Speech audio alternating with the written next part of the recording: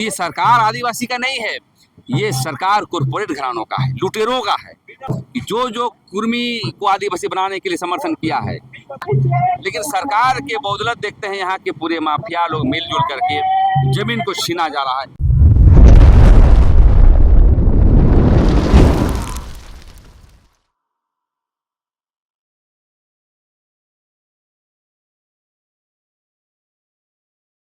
दिन है हम आदिवासियों के लिए। 11 तारीख को ही CNT एक्ट का स्थापना हुआ था। बिरसा मुंडा की शहादत से बिरसा मुंडा बहुत लड़े थे। उस समय अंग्रेजी हुकूमतों के द्वारा CNT एक्ट का निर्माण हुआ था और अभी भी CNT एक्ट चल रहा है। उसी को स्थापना के दिवस के अवसर पर हम लोग महामहिम राज्यपाल रांची के समक्ष महाधरना देने का काम कर रहे हैं। इसलिए कि आज देख रहे हैं कि अलग राज्य होने के बाद हम आदिवासियों के ज़मीन के एजेंडे पर, यहाँ के लोकल नौकरी के एजेंडे पर, खासकर ज़मीन के एजेंडे पर कोई भी पार्टी जो है कभी भी बात को नहीं रखती। इसका मतलब कहीं ना कहीं हमारे आदिवासी सरकार, आदिवासी के मुख्यमंत्री बने हैं, वही लूट रहे हैं हमारी ज़मीन को। तो हमारी ज़मीन लूट, पेशा कानून, स्थानीय नियोजन नीति को लेकर के और कुर्मी को आदिवासी बनाने के विरोध में, ये सभी मुद्दों को लेकर के हम लोग जो है राजभवन में बैठेंगे।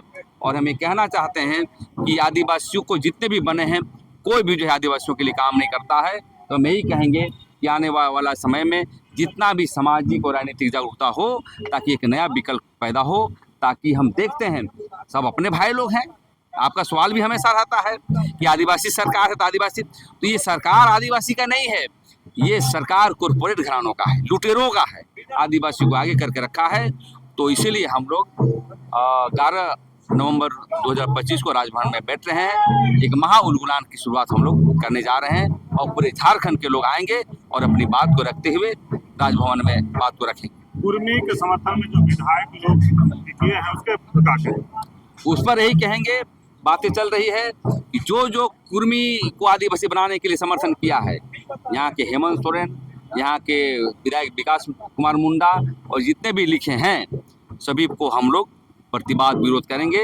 और प्लानिंग हो रही है, हो सकता है कोई उनकी आवाज़ का भी घेराव किया जाएगा। आप लोग जितना भी कर रहे हैं, आंदोलन कर रहे हैं कुर्मियों के विरोध में, लेकिन कहीं ना कहीं आदिवासी समाज का बिखराव इसमें दिख रहा है। देखिए, बिखराव हर जगह होता है, लेकिन हम आदिवासी सत्तानी एकता के एक साथ हैं।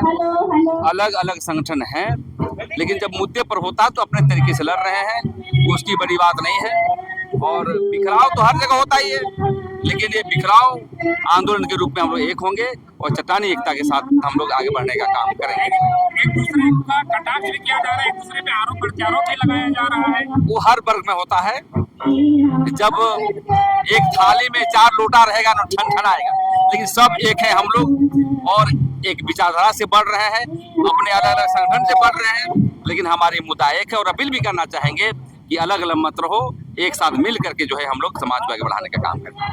अच्छा, एक बात और, रांची में जो जमीन का जो मुद्दा है, खासकर सरना मसला बुनियादी जमीन, वो उसमें ज्यादा नजर है, उसको ज्यादातर छीना जा रहा है, उसको कैसे बचाया जाएगा? हाँ, ये बहुत बड़ा महत्वपूर्ण सवाल है कि भूमिहरी जमीन, गरही जमीन, डाली कतारी जमीन जो CNT एक्ट की धाराओं में बिक्री का नहीं, वो दाखिल खारिज भी नहीं किया सकता, ना रसीद कराया जा सकता है। लेकिन सरकार के बदौलत देखते हैं यहाँ के पूरे माफिया लोग मिलजुल करके जमीन को छीना जा रहा है। ये बिल्कुल ही गैरकानूनी है। इसीलिए हम लोग तो चाहते हैं कि राज्य सरकार इस पर एजेंडा तय करे, विशेष टास्क फोर्स बनाए और जितने भूमिहरी जमीन है इसको बचाने का काम करें।